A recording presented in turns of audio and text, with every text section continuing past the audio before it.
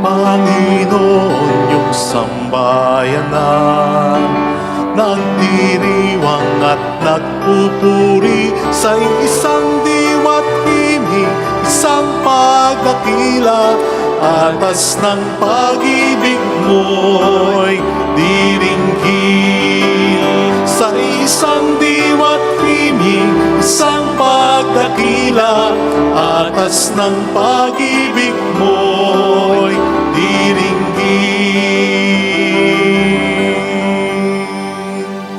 in the name of the Father, and of the Son, and of the Holy Spirit. Amen. The Lord be with you. And with your spirit. Together with the whole church, let us commemorate Saint Martin de Porres, religious. For us to become blessed and worthy of this sacred celebration, let us first call to mind our sins and ask the Lord for His pardon and mercy. We humbly pray, I confess to Almighty God And to you, my brothers and sisters, that I have greatly sinned in my thoughts and in my words, in what I have done and in what I have failed to do. Through my fault, through my most grievous fault. Therefore I ask the Blessed Mary, ever Virgin, all the angels and saints, and you, my brothers and sisters, to pray for me to the Lord our God. May Almighty God have mercy on us, forgive us our sins, and bring us all to life everlasting. Amen. Lord, have mercy. Lord, have mercy. Christ, have mercy. Christ, have mercy. Lord, have mercy. Lord, have mercy. Let us bow our head and tell God our own intention. We include in our intentions our fellow Filipinos working abroad, for their family, for our country.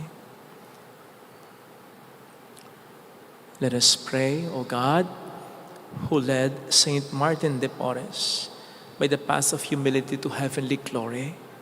Grant that we may follow his radiant example in this life as to merit to be exalted with him in heaven. Through our Lord Jesus Christ, your Son, who lives and reigns with you in the unity of the Holy Spirit, one God, forever and ever. Amen. Please be seated.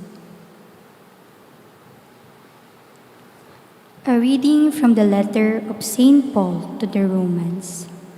Brothers and sisters, I speak the truth in Christ, I do not lie. My conscience joins with the Holy Spirit in bearing me witness that I have great sorrow and constant anguish in my heart. For I could wish that I myself were accursed and cut off from Christ for the sake of my own people, my kindred according to the flesh. They are children of Israel. Theirs the adoption, the glory, the covenants, the giving of the law, the worship, and the promises. Theirs the patriarchs, and from them, according to the flesh, is the Christ, who is over all, God bless forever. Amen. The word of the Lord. Thanks be to God. Praise the Lord, Jerusalem. Praise the Lord, Jerusalem. Glorify the Lord, O Jerusalem. Praise your God, O Zion. For he has strengthened the bars of your gates. He has blessed your children within you. Praise the Lord, Jerusalem. He has granted peace in your borders. With the best of wheat he fills you. He sends forth his command to the earth. Swiftly runs his word. Praise the Lord, Jerusalem. He has proclaimed his word to Jacob, his statutes and his ordinances to Israel. He has not done thus for any other nation. His ordinances he has not made known to them. Alleluia. Praise the Lord, Jerusalem. Please stand.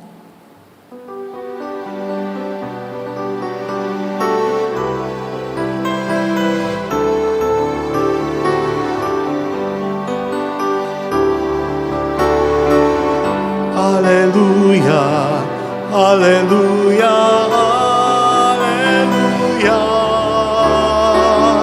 Alleluia, Alleluia, Alleluia, Alleluia. The Lord be with you. And with your spirit. A reading from the Holy Gospel according to St. Luke. Glory to you, O Lord. On a Sabbath, Jesus went to dine at the home of one of the leading Pharisees. And the people there were observing him carefully. In front of him, there was a man suffering from dropsy. Jesus spoke to the scholars of the law and Pharisees in reply, asking, "Is it lawful to cure on the Sabbath or not?" But they kept silent. So he took the man, and after he had healed him, dismissed him. Then he said to them, "Who among you, if her son or ox falls into a cistern, would not immediately pull him out on the Sabbath day?" But they were unable to answer his question. Sisters and brothers, the Gospel of the Lord. Praise to you, Lord Jesus Christ. Let me start by saying na kung masyado ka ng busy sa paghahanap ng pagkakamali sa iba, mawawalan ka na ng time para makita na may mali ka rin pala. Yan ang isang malaking problema sa mga Pariseyo na sa palagay ko naman, hindi din naman nila nakita bilang problema nila dahil mas abala sila sa paghanap ng problema sa iba. At tulad na lamang ngayon sa ating gospel reading, sabi dito ni St. Luke, they were observing him carefully sapagkat binabantayan nila kung may makikita sila na pagkakamali niya. Ito ang isa sa malaking dahilan kung bakit sabi nga ni Jesus, siya ay naparito para sa mga may sakit, para bigyan ng kagalingan ang may sakit hindi lamang sa katawan kundi sa kalooban sa pamamagitan ng kasalanan. Kung bakit ang mga Pariseyo, most of them, ay hindi naka-avail ng kagalingang iyan. Hindi dahil sa hindi nila kailangan, kundi dahil sa hindi nila nakita na ito ay kanilang kailangan dahil nga ang mas tinitingnan nila ay ang kasalanan ng iba at hindi nila. Experience will tell us that when we get too focused on certain things, we will neglect other things. And that's what happened with the Pharisees. No wonder, isa sila sa mga sinasabi ni Kristo sa Mateo 7:4 nang sabihin niyang, "Kaibigan, kapatid, papaano mo sasabihin sa kapwa mo, kaibigan, hayaan mong alisin ko ang puwing sa mata mo. Kung gagatroso ang nasa mga mata mo, naging parang troso na ang puwing ng mga Pariseyo na dapat ay maliit lang sana dahil hindi nga nila ito pinapansin o nakikita.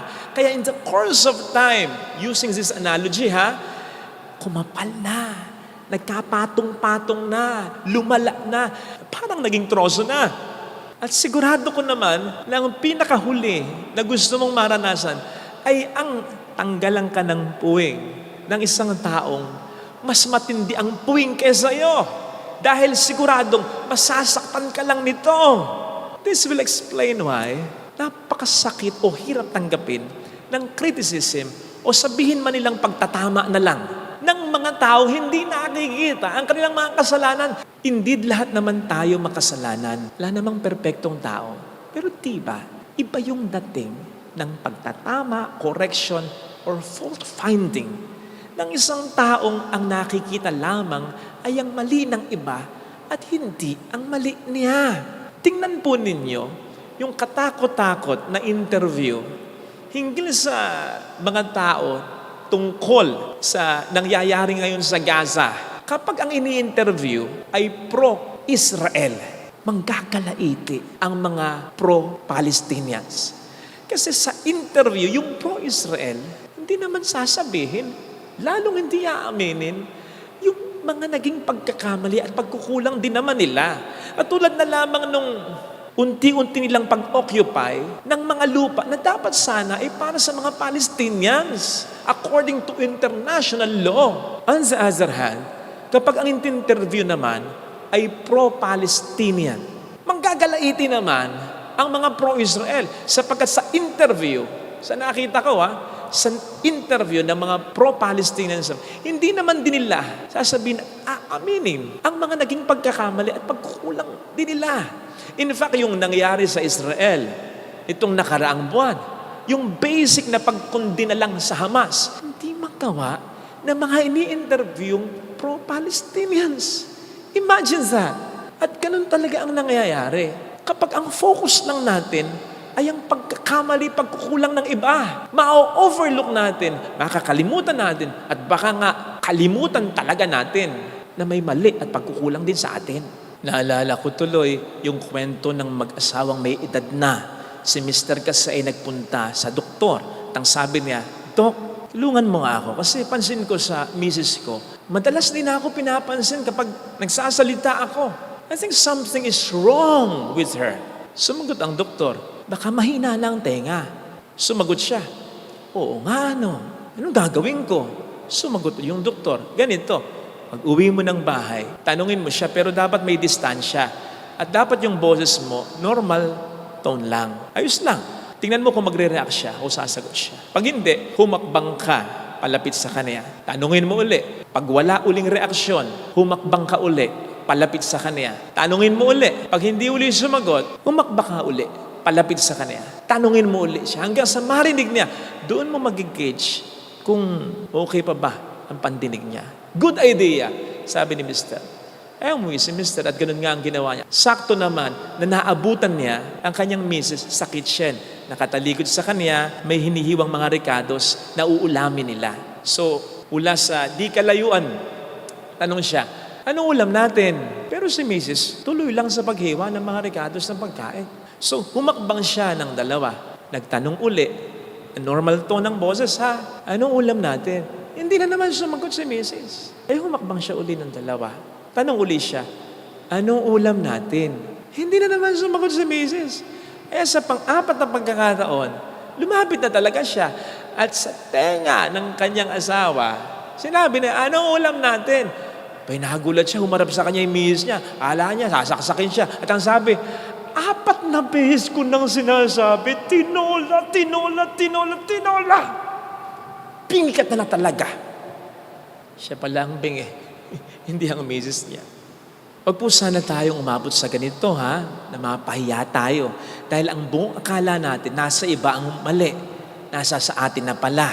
Tandaan po natin na ipinapahiya ng Diyos sa mga mayayabang at ang hindi pagiging aware sa ating mga sariling kasalanan o at pagkukulang ay pwedeng magdulot sa atin ng kayabangan. And so may I suggest, para hindi mangyari yan, let us always examine ourselves. Halimbawa sa tanghali, isipin natin yung mga mali na nagawa, nasabit, naisip natin. Ganun din sa gabi.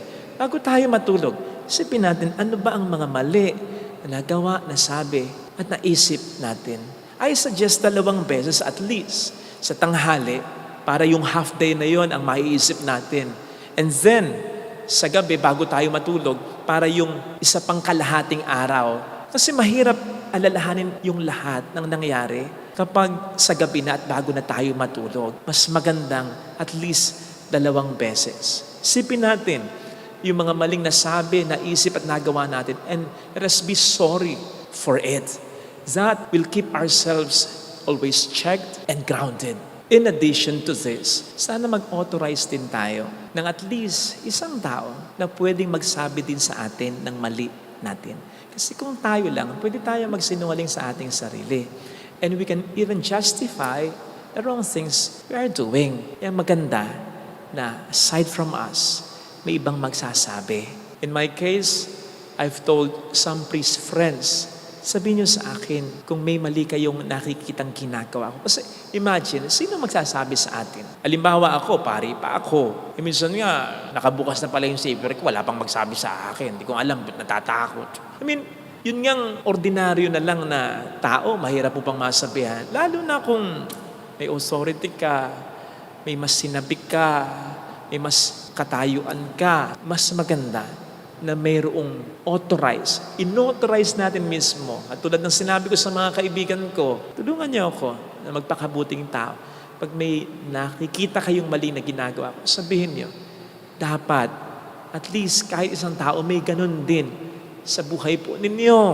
And may I suggest as regards to that, ang piliin po natin yung taong alam nating magmamalasakit sa atin. At yung tao na nagmamahal sa Diyos at nagmamahal sa atin. Dapat ganun po ang pagkasunod ng criteria na ibibigay natin. Yung nagmamahal sa Diyos at nagmamahal sa atin. Kasi hindi po pwedeng mas mahal nila tayo kaysa Diyos. Dahil hindi nila tayo tatama. Sasabihin lamang nila sa atin kung ano ang gusto nating marinig. Pero kung sila'y mas nagmamahal sa Diyos kaysa atin, sabihin nila sa atin ng lubos ang dapat nating marinig at hindi yung gusto lamang nating marinig. And so, brothers and sisters, may we spend more time correcting ourselves than others. Kasi otherwise, hindi tayo tunay na magiging mabuti. And we will not become truly happy. Kasi kailan man naging tunay na masaya, ang taong ang laging nakikita at hinahanap ay ang kamalian ng iba. Para lang yan may third eye, nakakakita ng multo, pero wala namang magawa, natatakot lang. Ganun din naman, ang taong ang laging nakikita ay kamalian ng iba. Sa ano pang magagawa niya? Sabihin man niya sa iba, yung pagkakamali nilang nakita niya, may magagawa pa siya. Kung ayaw nilang makinig sa kanya, malulungkot lang siya. Kaya mas mainam, we correct ourselves. Kung hahanap tayo ng mali, tingnan natin kung anong mali sa atin. Sapagkat tayo, pwede tayong makinig sa sarili natin. At sa mga taong alam nating tunay na nagmamalasakit sa atin. And that will help us truly become good and happy person. Something that will never happen if we will continue blaming other persons. Ito sana ang hiling nating biyaya sa banal na pagdiriwang na ito. Lagay natin ang ating kanang kamay sa tapat ng ating puso.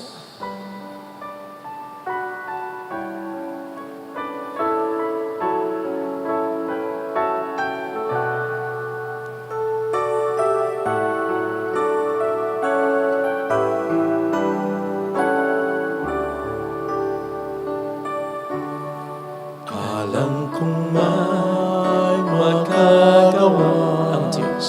ang Diyos. Alam kong may magagawa ang Diyos. Alam kong may magagawa Makapangyarihan siya. ang Diyos. Walang imposible sa kung ako ay magtatapat.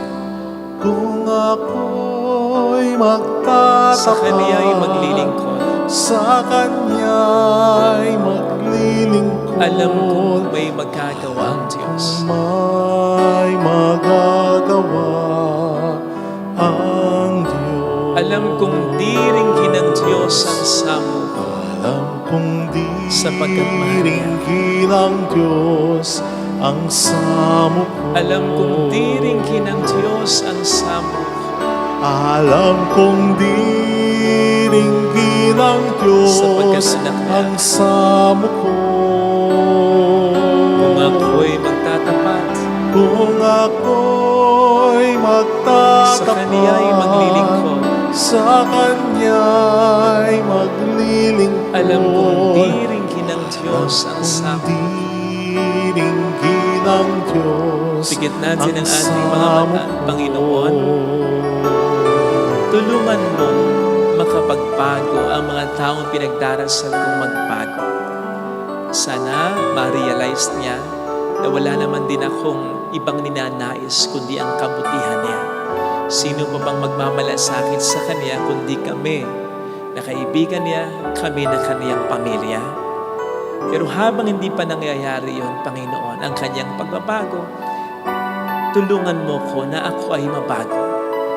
Kung kinakailangan mas umunawa pa ako, mas magpatawad pa ako, mas maghintay, mas magpakumbaba, mas magmahal, gagawin ko. Tulungan mo lang ako kasi kung minsan parang hindi ko na kaya ito. Purihin ang Diyos. Hallelujah. Pasalamatan siya. Siya ay muling babalik sa atin. Hindi niya tayo iiwan, hindi niya tayo pababayaan. Paniwalaan. Babalik sa atin. Hallelujah. Purihin ang Diyos. Hallelujah. Sa takdang panahon ay babalik ang Panginoon upang tayo ay kunin tapat siya sa kaniyang mga pangako. Sabihin mo sa sarili mo, mayroong magandang mangyayari sa Mayroong sa inaasahan. magandang Sapagkat mahal ka ng Diyos, tandaan mo, pati na ang mga ipinagdarasal mong magbago. Higit ang Diyos na nagdarasal at naghahanap ng kanilang pagbabago. Kaya kasama mo ang Diyos sa layunin na ito. Mayroong magandang mangyayari. Basta huwag kang mawawala ng pag-asa sapagkat baka ikaw na lang ang huling paraan upang mabago pa ang taong gusto mong magbago pa. Hayaan mong gamitin ka ng Panginoon para mabago sila. Glory to the Father, and to the Son, and to the Holy Spirit. As it was in the beginning, is now, and ever shall be, world without end. Amen.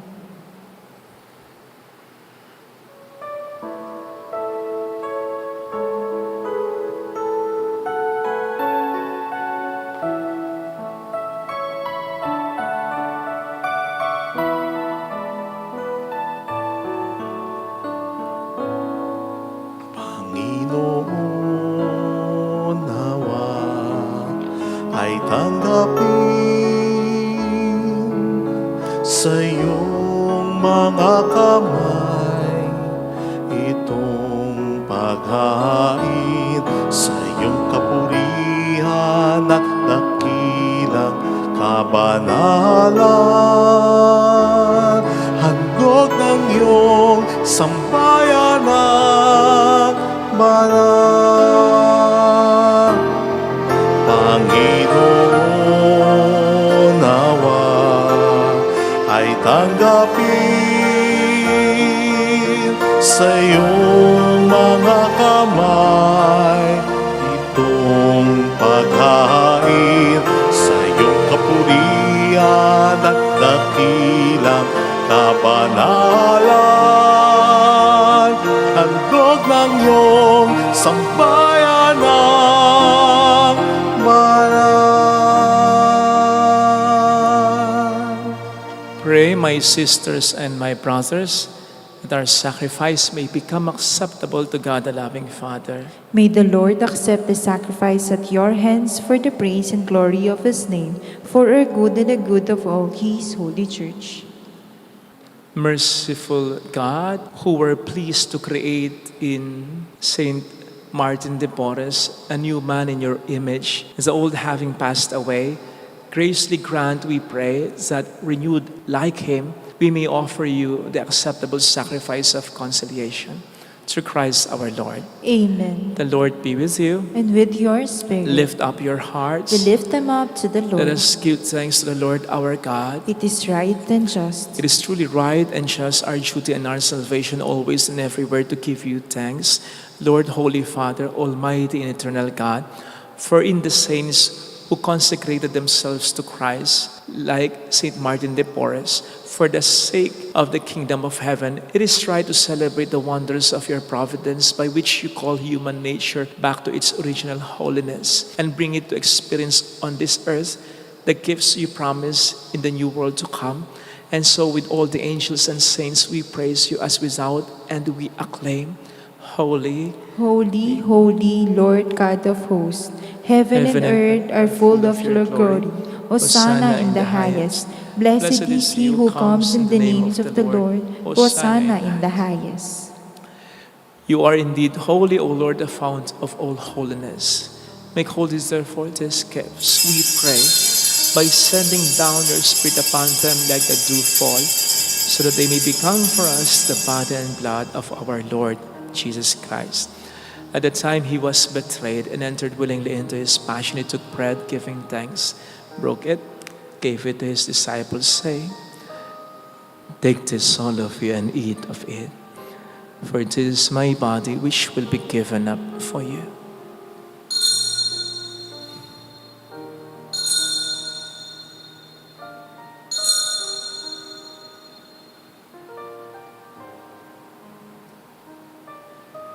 In a similar way, when supper was ended, he took the chalice and once more giving thanks, gave it to his disciples, saying, "Take this, all of you, and drink from it. For this is the chalice of my blood, the blood of the new and eternal covenant, which will be poured out for you and for many for the forgiveness of sins. Do this in memory of me."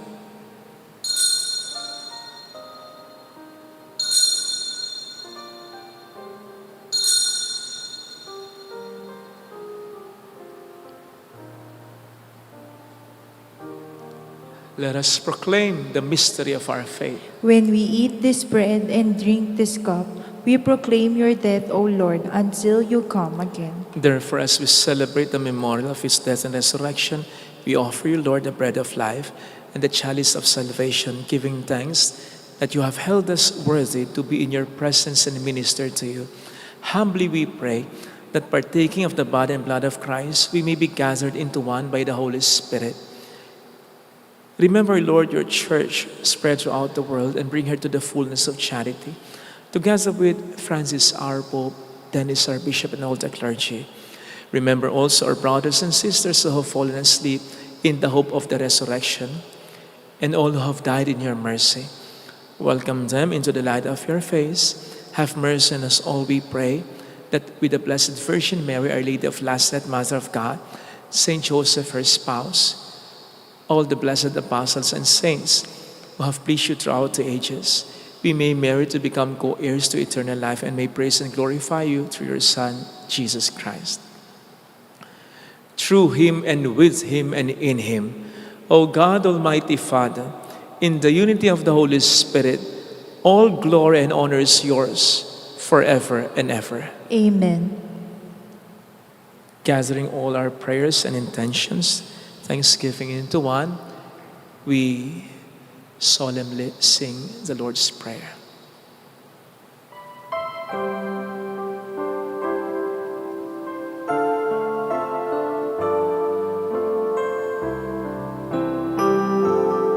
Ama namin, sumasalangit ka, sambahin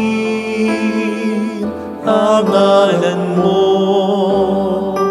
mapasa amin ang kaharian mo, sundin ang loob mo dito sa lupa para ng sa langit. Bigyan mo kami ngayon ng aming kakanin sa araw at patawarin mo kami sa aming mga sala para ng pagpapatawad namin sa nagkakasala sa amin, at huwag mo kaming iparintulot sa tukso, at iadya mo kami sa lahat ng masama. Deliver us, Lord, we pray, from every evil. Graciously grant peace in our days, that by the help of your mercy we may be always free from sin and safe from all distress, as we await the blessed hope and the coming of our Savior, Jesus Christ. For the kingdom, the power, and the glory are yours, now and forever. Lord Jesus Christ, who said to your apostles, "Peace I leave you, my peace I give you," look not on our sins but on the faith of your church, and graciously grant her peace and unity in accordance with your will, who live and reign forever and ever. Amen. The peace of Jesus be with you always. And with your Let spirit. us offer one another the sign of God's peace. Peace be with you. Lamb of God, God, you take away the sins of the world, have mercy on us. Lamb of God, you take away the sins of the world, have mercy on us. Lamb of God, you take away the sins of the world, grant us peace. Behold, Jesus, the Lamb of God who takes away the sins of the world. Happy are those invited to receive him. Lord, I am not worthy that you should enter under my roof, but only say the word and my soul shall be healed.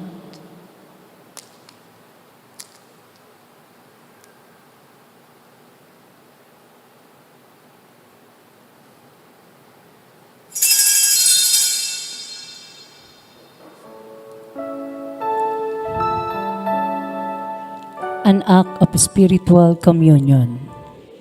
My Jesus, I believe that you are present in the most holy sacrament. I love you above all things, and I desire to receive you into my soul. Since I cannot at this moment receive you sacramentally, come at least spiritually into my heart.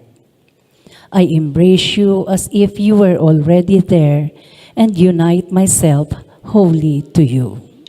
Never permit me to be separated from you. Amen.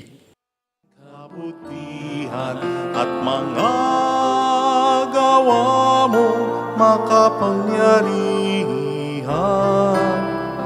Aking sasabihin na ikaw ay dakila, kabaitan mo'y aawitin tuwina.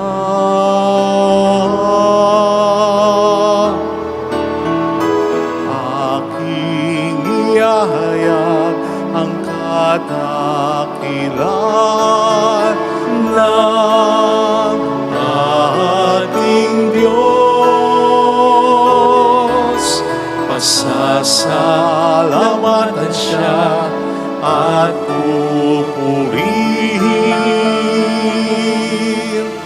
magpakailanman, magpakailanman. Let us pray.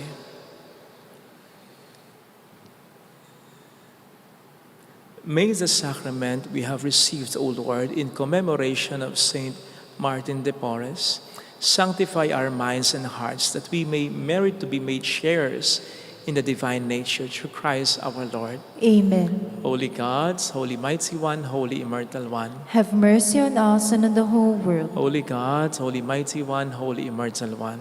Have mercy on us and on the whole world. Holy God, Holy Mighty One, Holy Immortal One. Have mercy on us and on the whole world. Jesus, King of Mercy, We trust in you. alalahanin, Alalahanin, O mahal na Birhen ng Lasalet, ina ng pag-asa. Ikaw ang nagpaalala sa aming magbalik loob sa Ama. Ito ang nagpapatunay na kagandahang loob mo'y nanatiling busilak. Sa pag-aaruga mo sa amin, tungkulin mo'y tinupad. Sa paanan ni Kristo'y tinurin mo kami mga tunay mong anak. Kaya ninais mo ni isa'y huwag mapahama. Maging sa iyong walang tigil na pananalangin, pati luhay pumatak. Huwag naman mawala ng saysay ang iyong paghihirap. Hiling nawa namin sa iyo, o aming inang liyag, na matapos ang pakikibaka namin sa mundong ito, at sa pananatili naming tapat kay Kristo. Sa kapurihan mo'y makibahagi kaming ganap, upang kung nasaan ka ngayon, may paroon din kaming lahat. At ang kaganapan ng kalwalatian ng Diyos sa may tuluyang matupad siya nawa. mahal na Birhen ng Lasalet, tagapagkasundo ng mga makasalanan. Ipanalangin mong walang patid kaming mga dumudulog sa iyo. Maraming salamat po sa inyong pagtulong sa pagtangkilik po ninyo sa mga paggawain pa rin ng ating simbahan.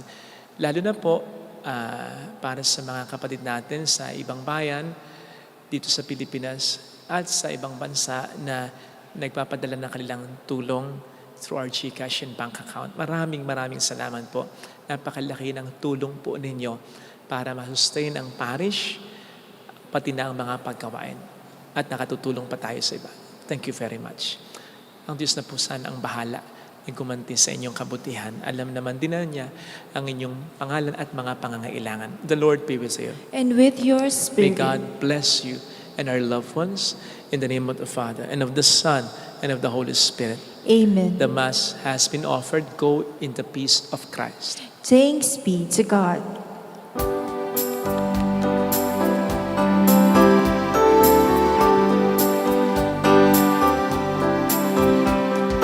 On this day, O Mother of our Lord, we sing you praise for lighting up our way. Your tears did soften up the hearts of many, still do today. May our love for you bring comfort in your pain. On this day, O Mother of our Lord, we sing you praise for lighting up our way. Your tears did soften up the hearts of men, and they still do today. May our love for you bring comfort in your pain.